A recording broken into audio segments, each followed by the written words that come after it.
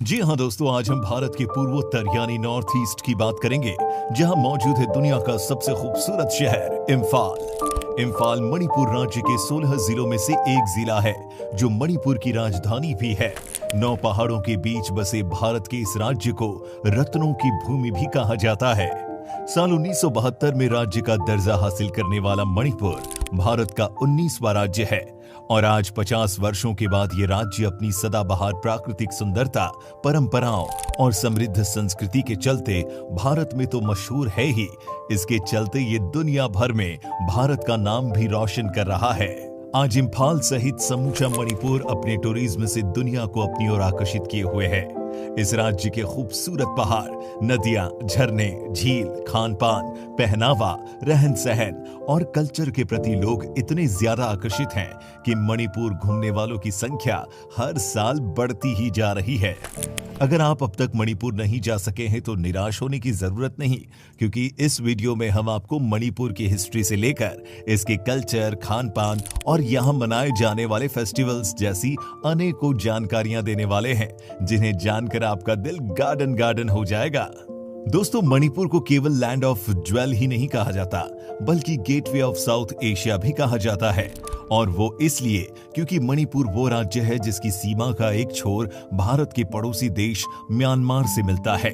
दुनिया का एकमात्र फ्लोटिंग नेशनल पार्क मणिपुर में स्थित है, जिसका नाम है किबुल लामजाओ नेशनल पार्क। इम्फाल से मात्र 50 किलोमीटर की दूरी पर बने इस पार्क में दुनिया के सबसे अनोखे हिरन सहित सैकड़ों ऐसे वन्य जीव रहते हैं, जिन्हें देखने दुनिया भर से लोग, खासकर विशेषज्ञ यहाँ आते हैं। बात अगर घूमने फिरने की हो तो इम्फाल सहित समूचे मणिपुर ऐसे स्पॉट से भरा हुआ है जिनके नजारे अद्भुत और अविश्वसनीय हैं। इम्फाल में मौजूद मताई गार्डन हो या फिर इम्फाल वॉर सेमेट्री, ये वो स्मारक है जहां उन बहादुर सैनिकों की कब्रें मौजूद हैं जिन्हें सेकेंड वर्ल्ड वॉर के समय जापानी सेना के खिलाफ लड़ाई में अपनी जानों को कुर्बान कर दिया। यहाँ 1600 सैनिकों की कब्रें हैं, जिनसे जुड़े हजारों किस्से भी यहाँ मौजूद हैं। सिकदा डैम और उसके आसपास मौजूद प्राकृतिक खूबसूरती मणिपुर का एक और पिकनिक स्पॉट है। वहीं इम्फाल में मौजूद स्कॉन मंदिर भी शहर के मुख्य आकर्षण केंद्रों में से एक है। इसका निर्माण पूर्ण रूप से सफेद पत्थर से किया गया है, जिसे देखकर कोई भी मंत्र मुक्त हो जाएगा। इसी तरह Manipur zoological garden, INA museum, Kangla fort, Loktak झील, मणिपुर में मौजूद ये वो जगह है जो एक बार इन जगहों पर चला गया वो इन्हें कभी नहीं भूल पाएगा। लोकटक झील साफ पानी की वो झील है जो पूर्वोत्तर की सबसे बड़ी झील मानी जाती है।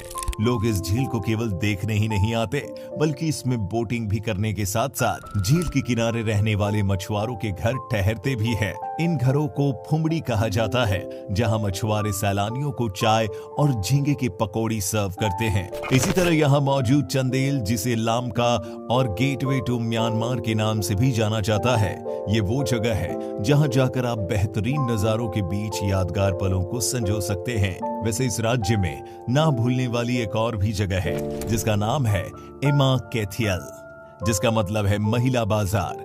दोस्तों, ये मार्केट 500 साल पुरानी है, जिसे पूरी तरह महिलाओं द्वारा ही चलाया जाता है। यहाँ फैशनेबल कपड़ों से लेकर हाथों से बनी ज्वेलरी, फल, सब्जी, मसाले और भी बहुत कुछ मिलता है। आपको बता दूं कि मणिपुर भाषा में आयमा का मतलब होता है माँ, और कैथियाल शब्द बाजार के लिए उपयोग किया जाता है। दोस्तों, मणिपुर की महिलाएं व्यापार में जितनी एक्टिव हैं, ये महिलाएं राजनीति और समाज के अन्य क्षेत्रों में भी उतनी ही सक्रिय रहती हैं। यही कारण है कि मणिपुर भारत का वो राज्य है जहां पुरुष प्रधान जैसी संस्कृति आपको बिल्कुल भी देखने को नहीं मिलेगी। कपड़ों की बात की जाए तो आपको बताना चाहूंगा, मणिपुर की तरह इनका फैशन, इनके परिधान भी बेहद अनोखे होते हैं। वहीं खामेन चटपा वो परिधान है जो समाज के सर्वोच्च लोग सबसे ज्यादा पहनते हैं। ये स्टाइल स्टेटमेंट होने के साथ साथ स्टेटस सिंबल भी होता है। दोस्तों, घूमने फिरने और ढेर सारी शॉपिंग करने के बाद भूख लगना तो स्वाभाविक है, क्यों, सही है ना? मणिपुर के खान पान को जानने और समझने के पहले यहाँ के भूगोल, संस्कृति और समाज को समझना भी बहुत जरूरी है, जिनका आपस में गहरा मेल है। मणिपुर वनस्पतियों और जीवों से भरा हुआ राज्य है, जहां 29 जनजातियां रहती है। ये नागा और कुकी जैसे 2 भागों में बटे हुए हैं। कृषि इनके जीवन यापन का मेन सोर्स है। एक टिपिकल मणिपुरी मील की बात की जाए तो यहाँ के लोग steamed rice, Eromba, Ooti, fish curry, Singju और चखाओ बड़े ही चाव से खाते और खिलाते हैं। मणिपुर की सबसे पसंदीदा डिश चगेमपोबा मानी जाती है। ये सब्जियों से तैयार की जाने वाली एक खास तरह की डिश होती है। तो अगर आप कभी मणिपुर जाएं तो मेरी ये खास सलाह है कि इस मणिपुर डिश को चखना बिल्कुल ना भूलें। चखाओ मणिपुर में पैदा होने वाले वो चावल हैं जिसका रंग काला होता है। इसे भारत सरकार की ओर से मान्यता प्राप्त है और ये चावल महत्वपूर्ण क्रॉप की श्रेणी में आता है। कद्दू, बीन्स, लौकी और बैगन इस क्षेत्र की आम सब्जियां हैं। दोस्तों, यहाँ के खानों में फर्मेंटेशन द्वारा तैयार की गई चीजों का भी बोलबाला है। मणिपुर लोग सब्जी से लेकर फल और मांस प्रिजर्व करते हैं और फिर कुछ समय के बाद उनका सेवन करते हैं। खाने की तरह मणिपुर के लोग भी काफी इंटरेस्टिंग होते हैं। अपने मैरी कॉम का नाम तो सुना ही होगा। जी हाँ, ओलंपिक मेडल लाने वाली मैरी कॉम मणिपुर राज्य से ही संबंधित है। इतिहास बताते हैं कि इस राज्य का इतिहास ईसा 1500 वर्ष से भी ज्यादा पुराना है, जहां उस समय की पुरानी बस्तियां आज भी मौजूद है। इसके अलावा मणिपुर में मौजूद कई ऐसी गुफाएं भी हैं जिन्हें पर्यटक के तौर पर देखकर आप हैरान रह जाएंगे। पोलो स्पोर्ट के बारे में तो आप जानते ही होंगे, लेकिन आप ये भी जानते होंगे कि मणिपुर ही वो राज्य है जिसने इस खेल की शुरुआत पहली बार की थी।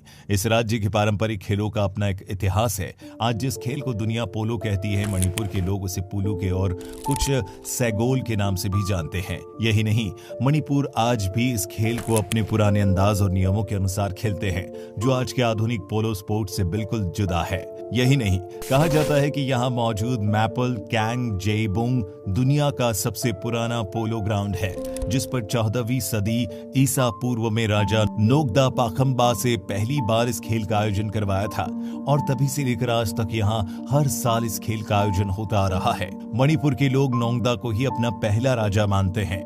इसी तरह एक और खेल है जिसका नाम है रग्बी। क्या आप जानते हैं कि मणिपुर में इस खेल को यूबी काल्पी कहा जाता है और इसे किसी रबर से बनी गेंद से नहीं बल्कि नारियल की मदद से खेला जाता है। इसके अलावा यहाँ कुश्ती, जिसे मुनका कहा जाता है, और बोट रेसिंग वो मुख्य खेल है जिसे हाइंग थांगबा के नाम से इस राज्य में खेला जाता है। दोस्तों, मणिपुर का हैंडीक्राफ्ट वर्क वैसे तो देश विदेश में मशहूर है ही।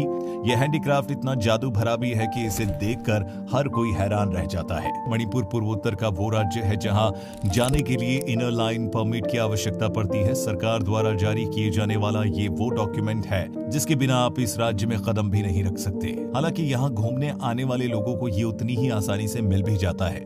मणिपुर की सरकार इस बात का विशेष ख्याल रखती है कि किसी भी सैलानी को इस कार्रवाई में किसी भी तरह की कोई परेशानी ना आने पाए। लोग आसानी से यहाँ आ सके और उतनी ही आसानी के साथ यहाँ से जा भी सके, जो कहीं न कहीं सीधे तौर पर इस राज्य के टूरिज्म के लिए अच्छी बात है। दोस्तों, ये थी मणिपुर के बारे में कुछ इंटरेस्टिंग इन्फॉर्मेशंस। उम्मीद है कि आपको ये जानकारी बहुत पसंद आई होगी।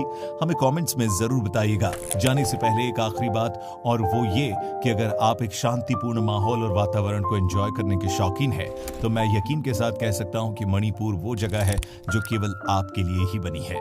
जीवन में कम से कम एक बार तो यहाँ जरूर जाएं। वीडियो को अंत तक देखने के लिए आपका धन्यवाद।